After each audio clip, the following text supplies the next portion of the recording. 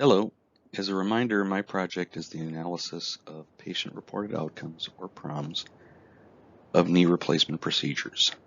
These pre- and post-operative surveys are a way to measure well-being of a patient in the knee replacement procedure. The project is sponsored by the American Joint Replacement Registry, which provides the ability for participating hospitals and institutions to submit data on their joint replacement procedures. The data this project is using is coming from multiple sources, which I will discuss further on the next slide. The ultimate outcome for this project is to provide surgeons and hospitals insights into how to improve patient outcomes. I will be using 3 data sets for this project.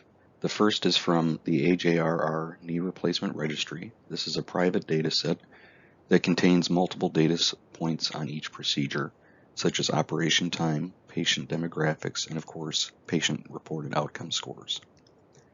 Data from the American Hospital Association, which includes hospital location, total number of beds, what type of hospital it is it an orthopedics-based hospital, etc.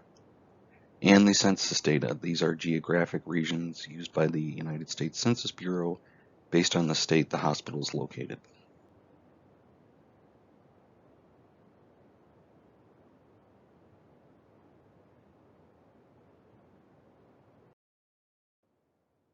Some of the statistical methodologies I'll be using for this project are linear regression. Are there any factors or group of factors which have a predictable positive or negative effect on the patient-reported outcomes?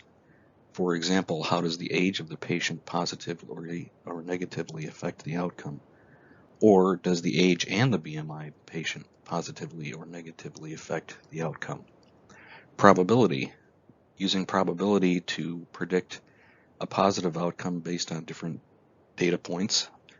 Conversely, are there any factors which have a probability of a negative outcome for the patient?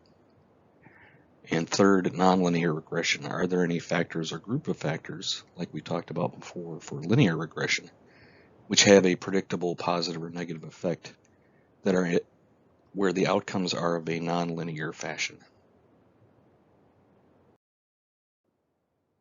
Some of the alternative approaches that I considered for this project. First of all, I thought about using surgical components, but after analyzing the data, I decided not to use the component data for this project due to the complexity of the data and the time constraints.